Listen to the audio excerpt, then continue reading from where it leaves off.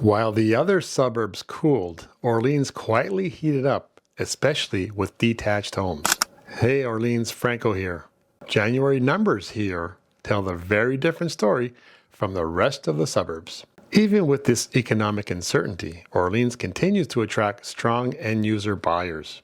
And it shows clearly in the numbers. And with single-family homes leading the charge, 36 homes on average sold for $779,000. Same volume as last year, but up $75,000 in price. And that's real demand, not speculation. And Townhomes stayed steady. 37 sales at $590,000 compared to 32 sales at $596,000. More active with stable pricing. Condos also adjusted slightly. 24 sales at $396,000, helping first-time buyers re-enter the market. Total days on the market remained stable at 52 days, and a total sales increased. This tells us Orleans buyers are confident, but selective.